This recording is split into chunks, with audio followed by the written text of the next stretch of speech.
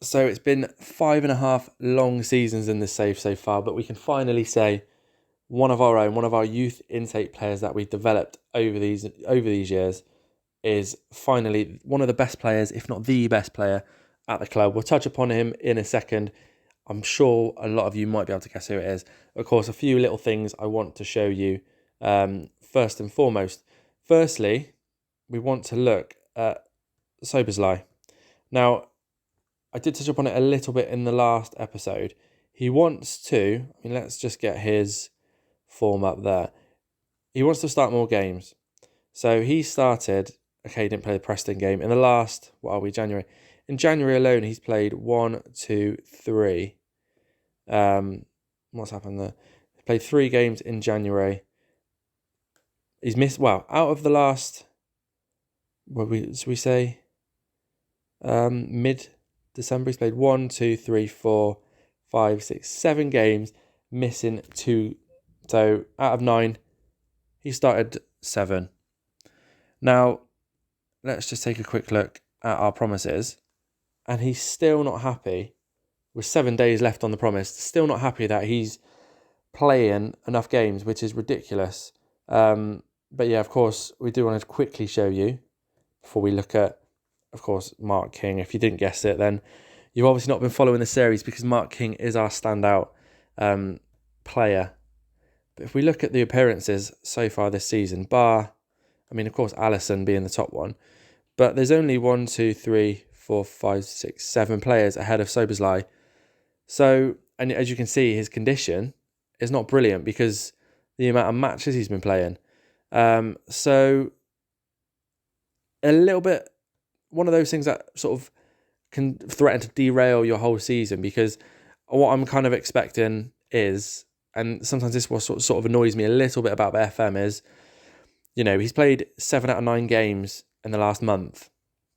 Still not happy, wants to start more games. There's only 2 more that he could have started, but he's knackered. You can see that by his condition. But full well in 7 days' time, if he's not happy starting the next 2 games, which hopefully he will be, he'll come back and kick off about not playing enough games, and there's the potential then for him to want to leave. So it just doesn't feel realistic, considering he's played loads of games for us in the last month. So we'll see how that goes. Of course, just a little rant there, more so than anything, about kind of sometimes the unrealistic parts of the game. But anyway, let's talk about something positive. Mark King is our best player at the club. Of course, 4.5-star current ability, still got the 5-star potential. He's 20 years old only, doesn't turn 21 until the end of this year, which is absolutely crazy. And of course, before we look at development, let's just appreciate these stats. Technique 18, passing 20, vision 18, determination, decisions 17, natural fitness 17. He is like the perfect midfielder, and I'm sort of excited to see how much more he will develop.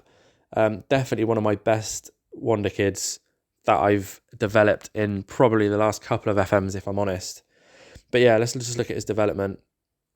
You can see alone, over the last 6 months, he's still improved pretty much, just in 6 months alone, in every single category bar determination. But if we look over the last 12 months of probably regular football for us, you can see major improvements in both physical and mental. So he has still got a lot of developing to do, and I'm really excited to see how far he can take his career. And of course, surely it won't be too long before he starts playing for England. Only got his 6 caps to his name so far, but he is a regular in the squad now. So surely it won't be too long before he starts playing more regularly for England as well. So just thought it was a nice little side note to show a bit of appreciation there for Mark King. But of course, we've got to talk results. We haven't played anything since you were last with us. I didn't mean results, I meant schedule, sorry. Yeah, but we haven't played any games since you were last with me, just that dire 1-1 against Wolves where they scored in the 93rd minute. But this episode, we're going to do the Monaco game, going to play these 3 off camera and come back for the second leg of the Man United game. And hopefully we might get to find out who we've got in the Champions League as well, but we'll find that out a little bit further into the episode. Anyway, let's just get straight into the Monaco game. So this is our lineup for that Monaco game in the Champions League. We've got Alisson in goal, Gomez, Pennington, Bajcetic and Robertson. Midfield 3, Gravenberch, Elliott and King. And then, of course, the front three, we've got Tornianen, Soberslai and Kumas. So we're about to kick off, and actually, although it's the Champions League, it's the last game, and it still is all to play for, I'd like to think playing at home, I did want to get the table up then, but an early chance for us, it looks like. Gravenberch with the ball. Is this going to be a nice early 1-0 lead for us? And he's hit the post. Yeah, no, that's not going to help. Considering we're at Anfield, considering it is only Monaco, and I don't mean that to say that lightly, but they're not up there challenging and competing in the Champions League. So realistically, we should win this game. I can't see us losing it. However, it's whether or not we turn up and try and finish, because that seems to be our biggest problem in games at the moment. Is either we take the lead and we fail to close the games out, or we just can't score. So fingers crossed we get a nice early goal in this first half and actually get to build on it rather than sit and just nervously wait for the full-time whistle, which we seem to do quite a lot of the time. But here's Gravenberch on the ball, Tornianen now. Is this going to be the chance that we want? We've got plenty of the ball. We just need to get it into a good position. Gravenberch bursts into the box and somehow he's hit that over. He's not even hit the target. And so far we've had 3 shots and none of them have actually hit the target, but all of them have been pretty decent attempts or decent chances created. Anyway, so far we're kind of living up to our standard at the moment, living up to our name of literally just couldn't hit a barn door. As we can see there, we're literally 9th place on the table. We're right on the cusp, which is such a shame, considering I think we've had a good campaign in the Champions League so far. We've got some important wins. I think we even beat Barcelona this season. I mean, all seasons blur in together when you get so far in, but I'm pretty sure we've beaten Barcelona this year at home. And we played really well. But here's Kumas. Oh, Kumas has hit the post. But yeah, I feel like we played really well. Just unfortunately, it's not transferred onto the league table clearly. But we're keeping Monaco at bay. That's probably the only positive we can take out of this first half. Corner now. Robertson to take the corner. Is this going to be... And it is. Of course it's Carter Pinnington. Scores all the time. Seems to score all the time on camera anyway. 7th goal of the season. And you may well have seen all 7. Let's just see that again. He's such a danger at that near post with the header. I think pretty much all of his 7 goals have been from corners, and he's just so dangerous, and that's why really we don't really want to lose him. Well, not that we will lose him, but rather so that's why we want to keep him in the team more likely. Obviously, we've got players coming through. You know, the likes of Bajcetic is now playing as a centre-back occasionally. We've got Grant coming through, who can play as a ball-playing centre-back as well, Millward, etc. So Pinnington gives us that something different, which is quite nice. Very rarely do we seem to have a centre-back who will score quite a lot of goals. Obviously, like I just said, he scored 7 this season already, but he scored quite a few in his career so far for us, so that's good stuff. But second half now, and I think we need to push on and get that second goal. Otherwise, this kind of just plays out like most games for us. I think the Wolverhampton game, this is so far a carbon copy of that, where I was going to say, is this going to be a second goal there? But where we do take the lead, but we just can't close the game out. And then, unfortunately, Monaco come back and score. So King there, straight to the keeper, and that was not going in at all. Plenty of chances, though. It's just they need to be. I mean, we are getting the ball back very nicely. Gravenberch there, burst into the box again. I think that was a good save by the keeper. It was, yeah. Again, we're not really creating those clear-cut chances. And I think we're going to look at making some subs, to be honest. Tornianen having a quiet game. I think he can come off. I think we'll leave Mo Salah for a minute and Bendo, who's not really fit, and bring on Carvalho there. But as you can see, Soberslai, generally looking at a little bit unfit as well. Soberslai, I did touch upon it at the beginning of the video. Sorry, he's just really frustrating, the fact that he's moaning about playing all these games, and I think he's played 6 in a row, like I said, and 5 in a row or whatever it was, and he's still not happy that his promise is being met, which is really frustrating because he's playing every game, and I think what was it? He was sort of only 5th or 6th on the table. Oh, that's what we're afraid of. That was a hell of a goal there by Monaco. Straight away, we need to demand more and probably get Mo Salah on. I think we might take Soberslai off. Well, I'll put Stone on. We can't really harm there. But I think we're going to have to take Soberslai off and possibly bring on Salah. Doesn't really look like he's got the legs. And yeah, I was just saying about Soberslai. It's just a real shame that he's still moaning about not playing enough games when quite clearly he's not even fit enough to be playing all these games, because we are literally giving him game after game after game after game to try and make him happy. It's still not working. So Gravenberch with the free kick to Salah on the edge of the box. And I mean, what's that? Second touch for Mo Salah. He scores a goal. We're 2-1 up. And I think they held it level for 2 minutes? Do want to see that again. Literally, first touch for Salah there. Second touch, bang, top corner. And he's literally been on the pitch probably less than a minute. And that was literally a 2 minute. They were back in the game for 2 minutes. We've taken the lead again. So hopefully, how many times do I need to say it? We need to push on now. We've had 14 shots, 5 on target, an XG of over 1.5, and somehow we're still not clear of Monaco. Real shame there, but I was going to make a sub. I think we'll just see out this highlight. With any luck, it's actually going to be a goal for us.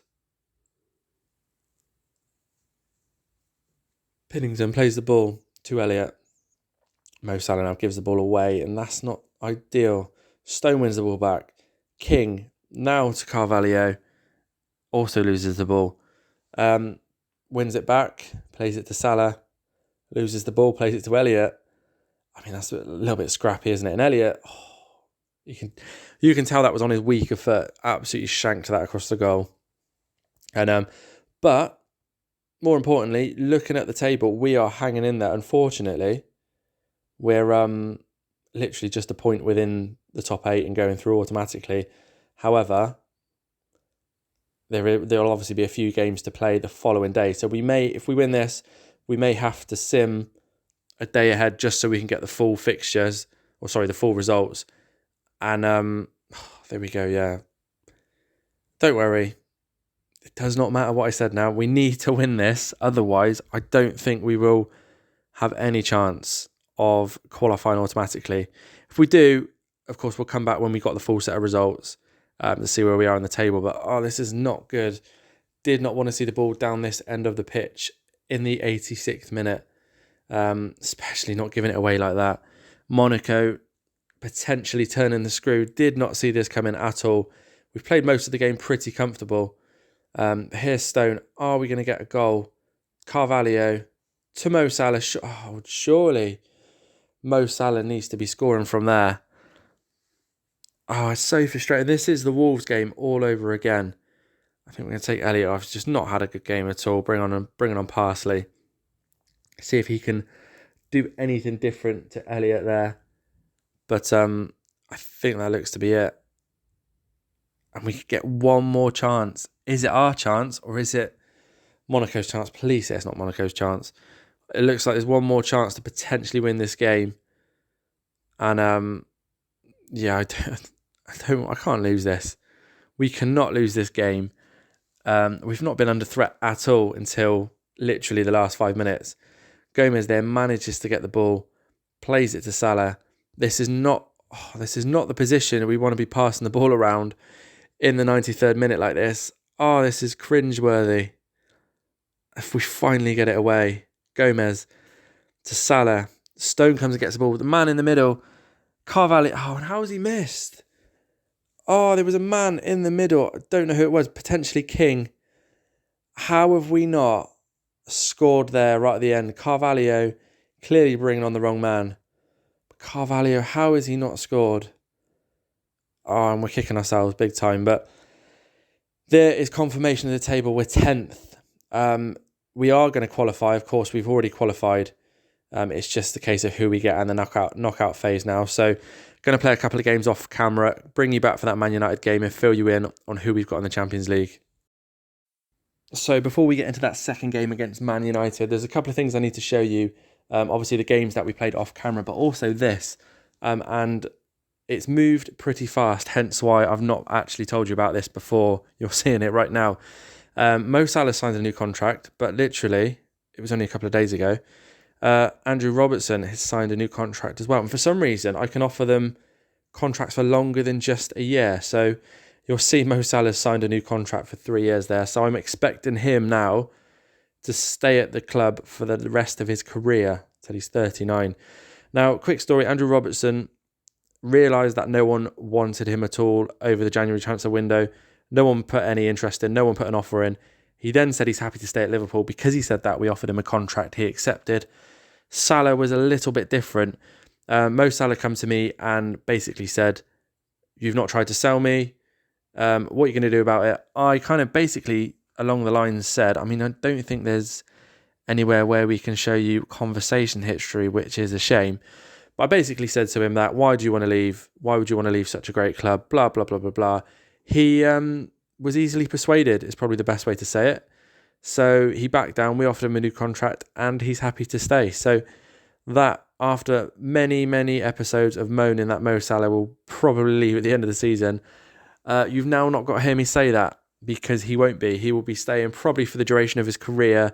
Of course, that will slowly wind down as time goes on, but in the meantime, he's still quite an important part. Why can't I see Mo Salah?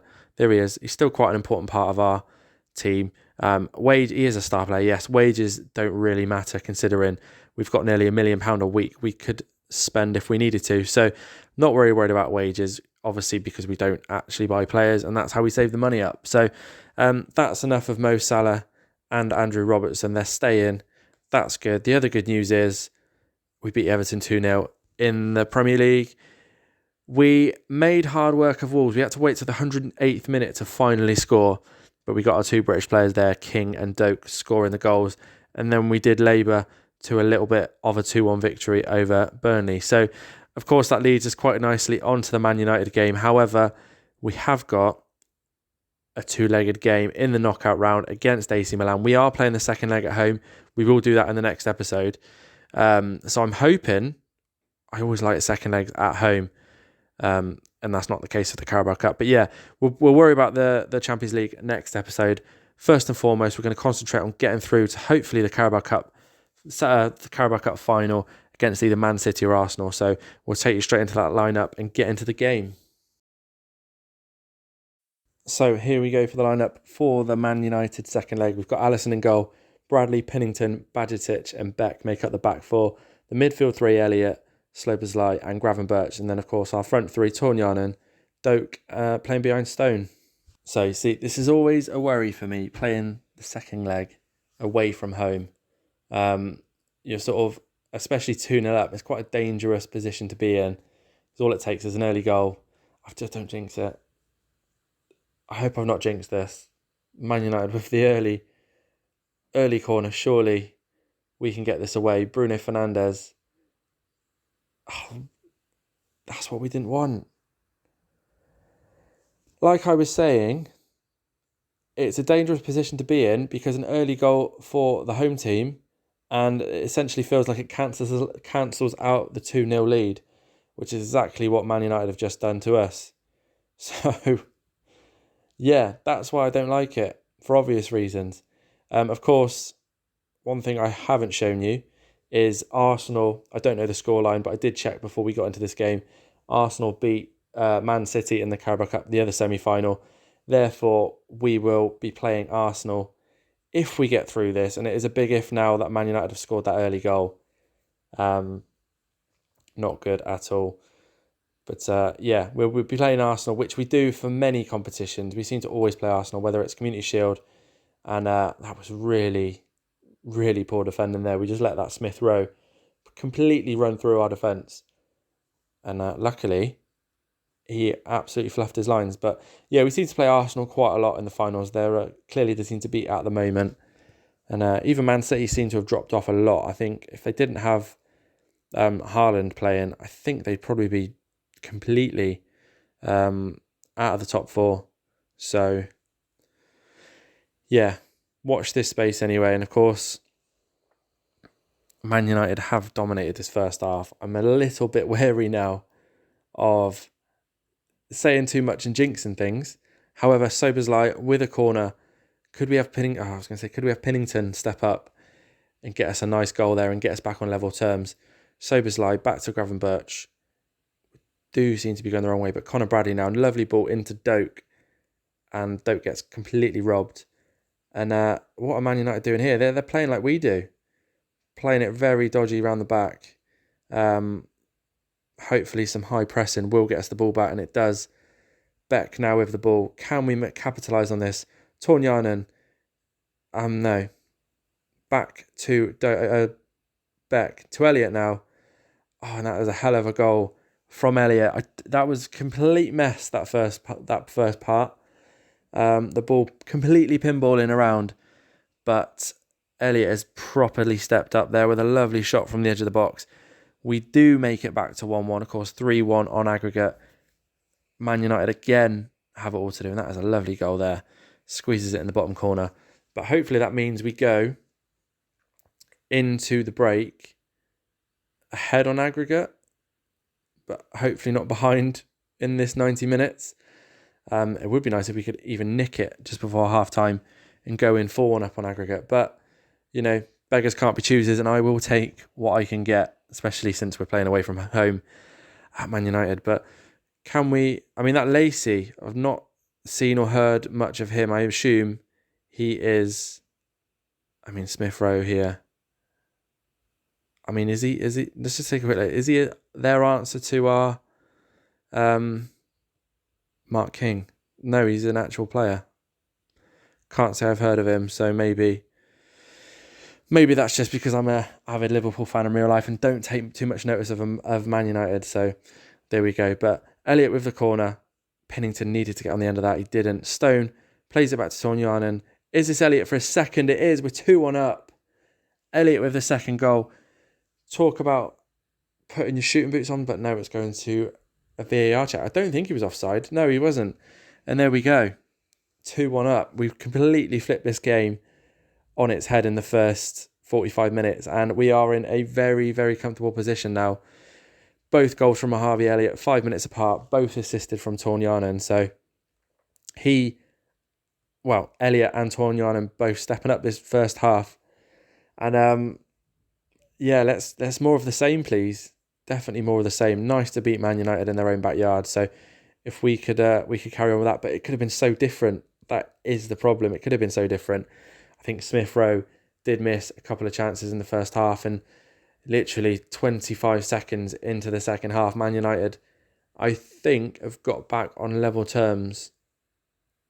And yeah, they have 2-2.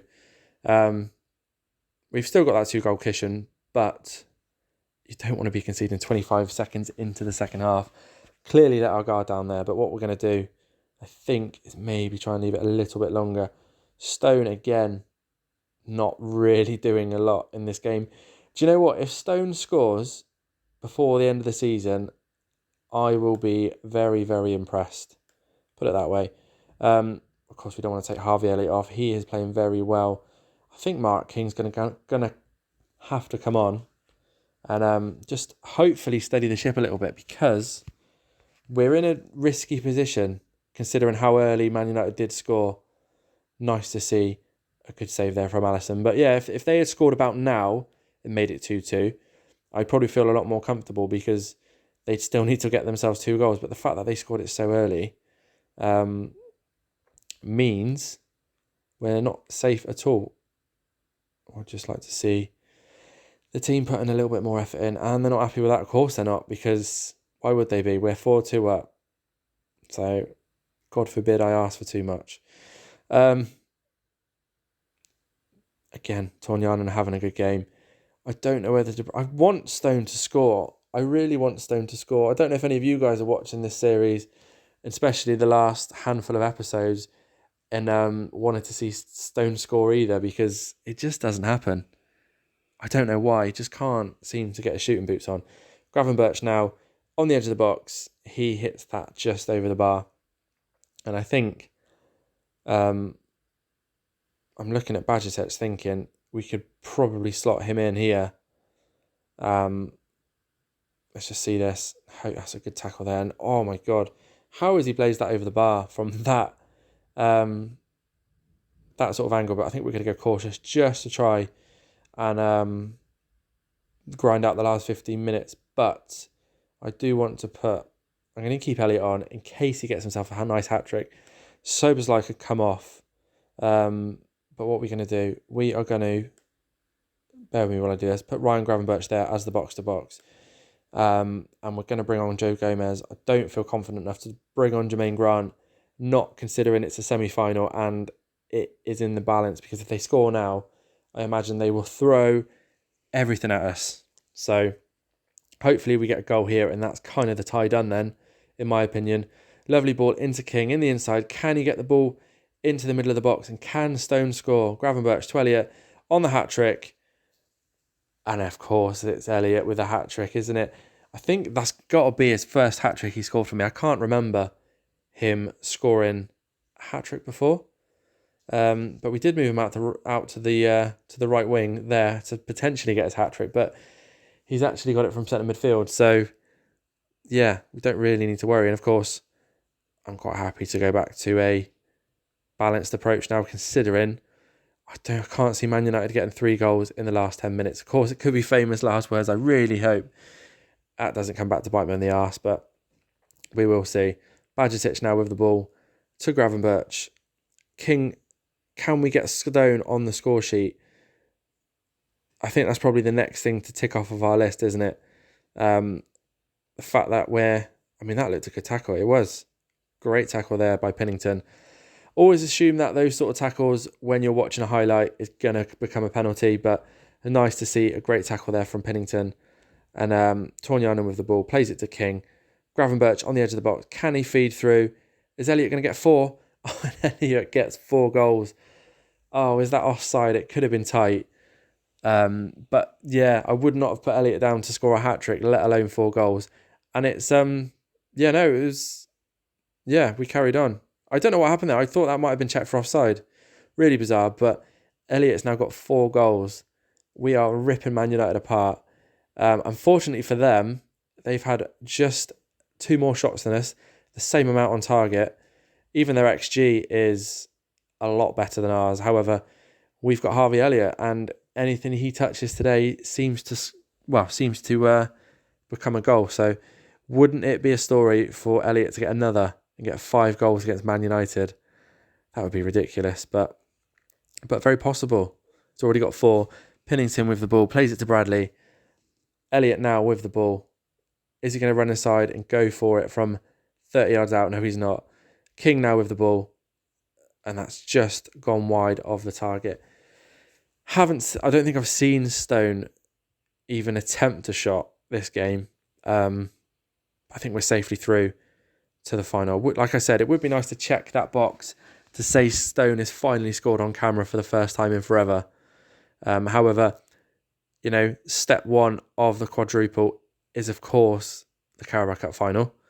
And we've got a chance to win our first trophy, technically. We won the Community Shield, but of course we're not going to count that. Not till the end of the season, when the trophy cabinet is hopefully brimming full of trophies. And there we go, into the final against Arsenal. Of course, you may well see that in the next episode. We'll take a quick look and see when that is, because I'm thinking we need to show you the second leg of that playoff in the Champions League. But also, I'm trying to think, it's usually the end of February, isn't it, that they put the final in, maybe the beginning of March. So you're more than likely going to see the second leg of the Champions League. And what's happening here? We don't want to continue, no. The second leg of the Champions League, and of course the Carabao Cup final. let's take a look at the schedule. And we can see, of course it is. They've stuck it in the middle of the two, because why wouldn't they? So yeah, we're going to come back for the next episode. You're going to see the Carabao Cup final, and you're going to see the second leg of the playoff round. And then hopefully we'll eventually turn our attention back to the Premier League. But of course, that's the problem with being in all of the cups still, is you've got a lot of games to get in. So of course, all that's left to say is thanks for watching, guys. If you did like the video, please give it a thumbs up, and I will see you in the next one.